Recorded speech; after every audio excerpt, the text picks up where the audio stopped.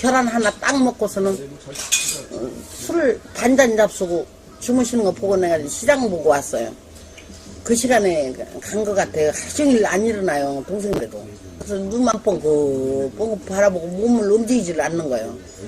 그때 간 것 같아요. 그래갖고도 사람들, 저기 이러는 사람들이 와서 저기 기사들이랑 와서 저녁 먹고 갔거든요.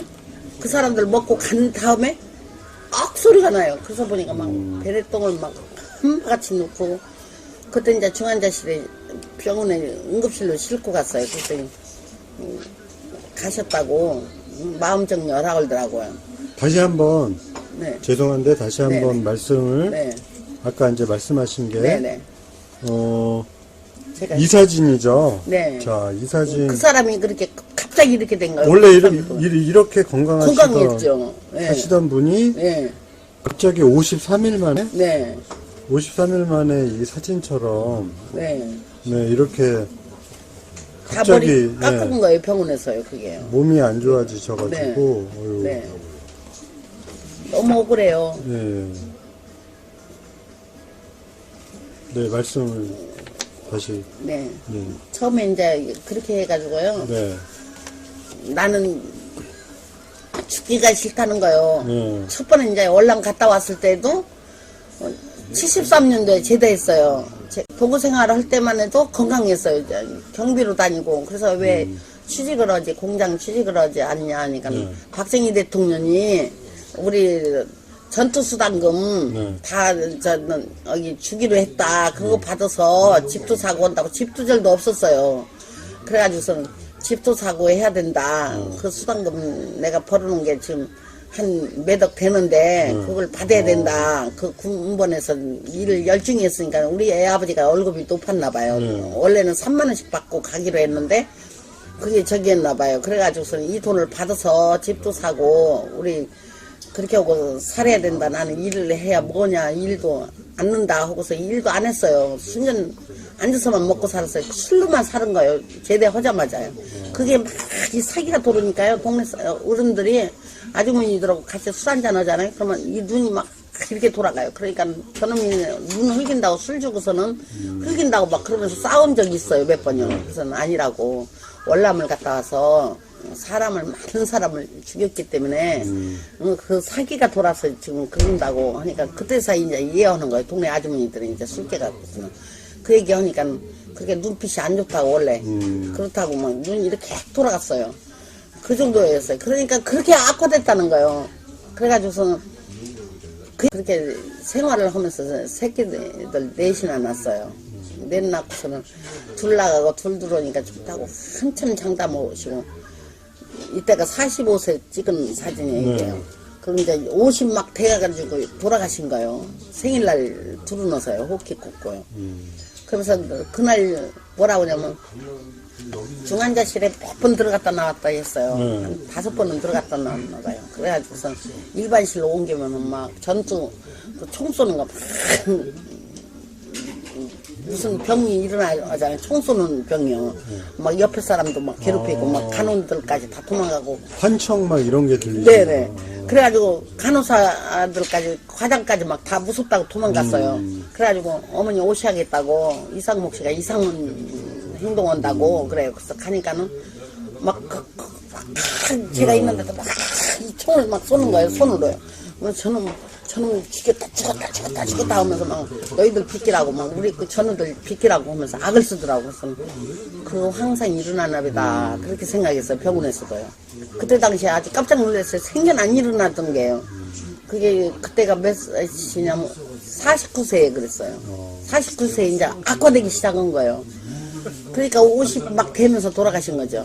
49세 막 되면서 저기 해가지고서는 몇 번 병원에 들어갔다 나왔다 하고 했는데 병원에서는 당뇨라고만 하더라고요. 처음번에 고엽진지 몰랐죠. 일반 병원에서요? 예, 보험병이죠. 인천 저기 의료원에서요. 의료원에 가까우니까 거기가 제일 큰 병원이고 하니까 거기서 치료를 받았어요.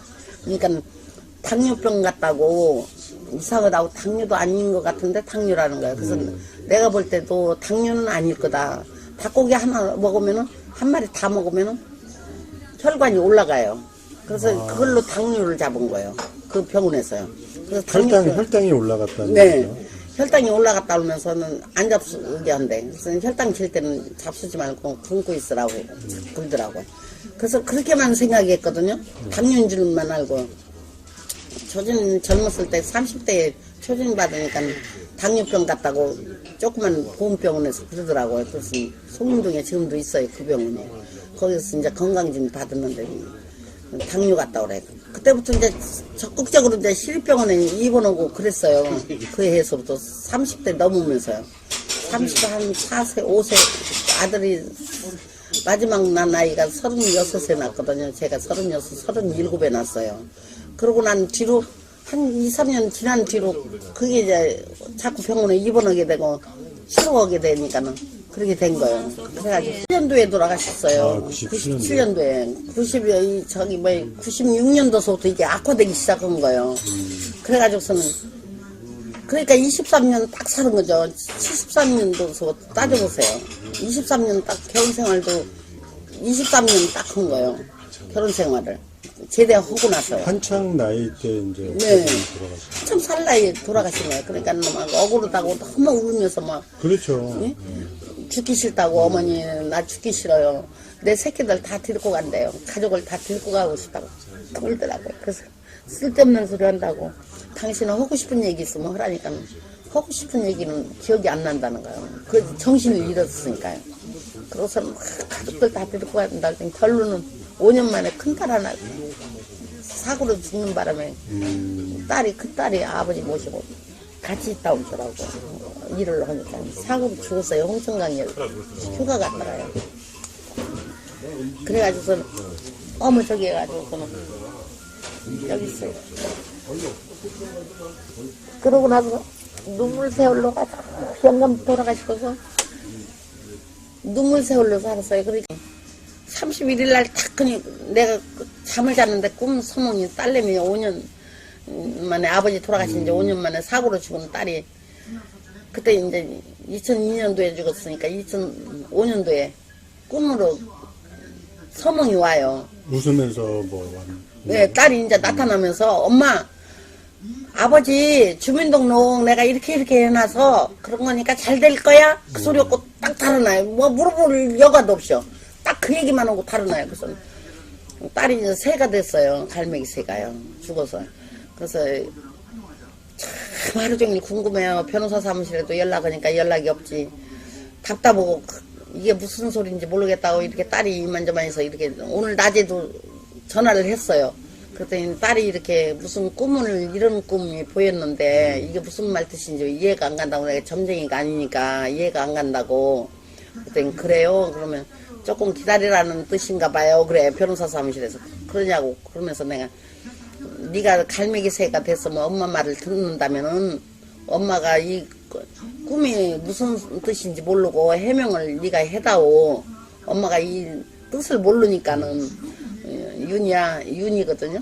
윤이야 엄마 소원 좀 풀어다오. 그랬더니 꼭 전달해라. 그랬더니 그러고서는 제가 일을 했어요. 쭈글쭈글하고 제가 없을 때 막 그 새가 와서 이러는 사람들 앞에서 막 깎아갖고 운대요. 그러면 엄마 안 계시니까 절로 갔다가 있다 오라고 그렇게 보내고 그랬어요. 전설 같아요. 그게 맞아 뭐 사진이라도 있었으면 사진 찍어놨으면 참 좋겠다고 그랬어요. 그래가지고 항상 이러면은 이러는 장소에 와서 하고 그래요. 낮에도. 그래서 이상하게 알고서는 그냥 말았어요. 그랬더니 그날 6시에 막 퇴근 시간에 집에 막 들어가니까 전화가 와요. 변호사 사무실에서 승낙 떨어졌다고. 그 연락해 준가 봐요. 딸이. 그게 잘 된다고 그러더니 그 얘기 했나 봐요. 6시에 6시면 퇴근 시간인데 여태 안 가셨어요. 그러니까 막 가려고 하는데 보훈청에서 퇴근 시간에 연락이 왔대요. 그래가지고서는 그걸 가지고 갔어요. 가가지고 상을 타는데 사진하고 도장하고 가지고 오라 그래서 통장하고 갖고 오라 그래서 갖다 주고 그러니까 노무인이 사진 찍어서 이렇게 이상목 씨 상을 주더라고. 사진 저기 해가지고 그걸 받으면서 아무 저기 막 악을 쓰면서 폭발을 했어요. 나도 모르게 막 폭발이 나고 본인은 이 자리에 없는데 이거 이제 해결해서 뭐냐고 막 악을 쓰니까 막 우아래층에서 막 다 내려앉고 나를 붙잡으면서 안정을 시키면서 물 갖다 마시게 하고 쓰러지면 안 된다고. 여태까지 고생하셨는데 고생은 보람이 없다고. 안정하시라고 저기 했다고 약하고 난리 났더라고요. 그러고 나서 이 재판하고 났더니 그 원회장이 내가 이겼다고 전화를 하니까 그러시냐고 하더니 2006년도에 그러니까 5년도에 이겼으니까 6년도쯤 돼서 나한테 왔어요. 이 서류를 다 달라고. 그래서 그 양반들한테 서류 남겨주고 내가 다시 돌려달라고 그랬으면 가지고 있을 텐데 그냥 신경 안 썼어요. 나는 이겼으니까는. 그랬더니 그걸 가지고 다 사진 돌려서 다 그 사람들 다 이걸 써가지고서는 다 컴퓨터로 해서 보냈다고 그러더라고. 그래서 잘하셨다고. 다 유공자, 그 사람들 나 때문에 찾은 거예요. 그때 당시에는 유공자는 어떻게 된 건지도 몰라요. 얘는 뭐 지금 뇌경색으로 자리 와서 말을 못해. 장애가 와서. 장애가 와서. 아, 아저씨 등급 받았어요? 경도. 경도? 얼마씩 받아요? 이제 받았으면 45만 원 정도 되더라고. 30만 원 나오는 거 안 하고 15만 원 하고. 정도만 15만 원. 병원비도 뇌경색만 하고 우리 지금 담석 때문에 어디서 입원했는데 받았어요? 여기서 받았죠. 뭘로 받았어요? 뭐 저기 현명, 뇌경색. 뇌경색? 다른 뇌경색 병은 없어요? 그냥 혈압하고 뇌경색 두 가지만. 그러니까 두 가지만 해야 종류도 없. 그래가지고 30만 원씩 받았는데 15만 원을 받아 플러스해서 45만 원. 45만 원은? 네. 그 병원비도 경도면은 내가 경도 받아갖고 30만 원씩 받았는데 올라 옛날에. 지금 45만 원. 나는 150만 원씩 받아요. 우리 아저씨 내가 재판해갖고 이겼어요. 내가요. 싸워가지고 그래갖고 아저씨들 유공자 된 것도 내가 그 해에서부터 되기 시작한 거예요. 2005년도에 이겨서 2007년도에 아줌마들 내가 6년도에 그 고등법원에 재판한 걸 서류를 내줘서 그걸 유공자 되기 시작한 거예요. 그때부터요. 우리는 몰라서 아무것도 안 하고 있다가 이제서 병원도 일로 다니지 않고 일반 병원에 입원했어서 몰라.